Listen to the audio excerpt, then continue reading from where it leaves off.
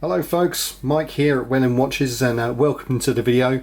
In today's video we're going to be taking a look at a rather nice and rare watch today. It's not one from my personal collection. This watch is actually a restoration project, and when this watch was sent in to me, the movement was almost entirely rusted to pieces and sealed and stuck inside the movement. All kinds of havoc had been let loose, so it was clear that the watch had had some water get inside the case, and it had been left in that state for quite some time. However, the watch did have some good points. The dial and hands were in a good, nice patinaed condition, and the casing also could be given a fairly good cleanup, but we'll go over those details in a moment. So the watch in question is a Rotary Aquaplunge.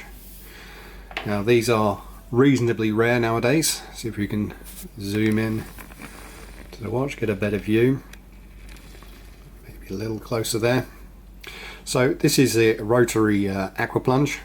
It's an automatic diver from the 1970s. And it's now it's a really stunning, nice, fully working timepiece. With an accurate running automatic movement. But as I said, when the watch was received by me, the movement was completely rusted out and could not be used in any way, shape or form.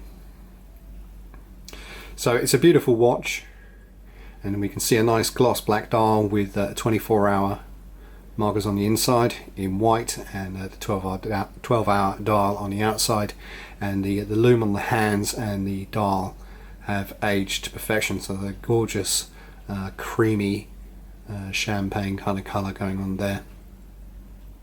The bezel on the original model was a rotating bezel. It didn't have a click, but the bezel on this has been fixed in place because the internal gasket, unfortunately, the original seems to be missing, and this has had to be made so it's fixed in place. But this bezel is actually in pretty good condition compared to most that you'll find out there that have had their bezels replaced or worn down to absolutely nothing. The crown itself had to be replaced as well. The rust had managed to get through to the stem, and the stem had snapped off in the crown whilst trying to remove the movement. So a nice Swiss stainless steel crown has been replaced, which is the same size and thickness as the original. The casing is all stainless steel. We can see on the case back here, Aquaplunge, waterproof to 666 feet. And no doubt at the time when this watch was manufactured, it probably could take you to that depth and probably a little bit beyond. But unfortunately nowadays with vintage watches, waterproofing them is not such an easy job. In the case of the restoration of this watch, the front glass uses a special armoured acrylic specific to diving watches. So this is a very, very tough acrylic glass, and it will take quite a good amount of knocks and scratches to get through to that, so that will help with the waterproofing. The crown has also got a double rubber O-ring on the inside, and that's greased up as well. And the case, obviously, the case back, there's an internal rubber gasket in there, and that's been greased to try and keep the watch as waterproof as possible as it is now. It probably wouldn't be able to go to 660 foot now, but it is nonetheless a lovely timepiece. The movement inside is a AS 1700-01 movement. The original used a 21 dual movement, which unfortunately they're quite hard to get hold of nowadays, so this has been replaced with a 1700-01 25 dual movement, so it's a little bit better if you want to look at it that way. The movement is in immaculate condition and running very, very well indeed. The original date wheel was saved from the original movement, and that has been put in place in order to keep the watch as original as possible.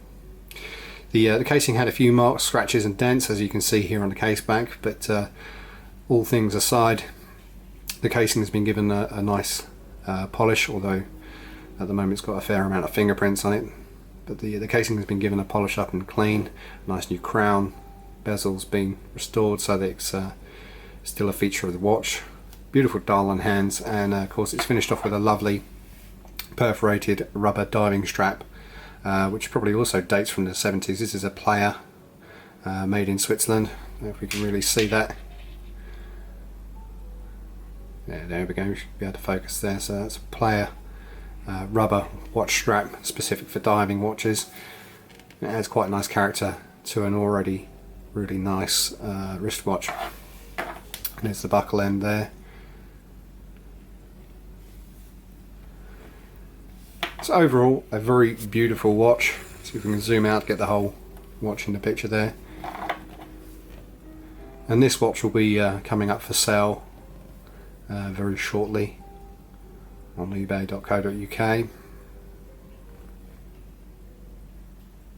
And overall, a very nice timepiece, which I thought I'd share with you all, as you don't often get to see one of these in this kind of condition. Hopefully somewhere in the video I'll be able to add a photo of the original movement condition so you can see what it was like before it was restored to its current state. But anyway, it's nice to share, so I thought I'd share this rather lovely watch with you guys and girls out there. In the meantime, hopefully I'll have time to do another video on one of the personal watches from my collection. But until then, take care, and I'll leave you to enjoy the aqua plunge.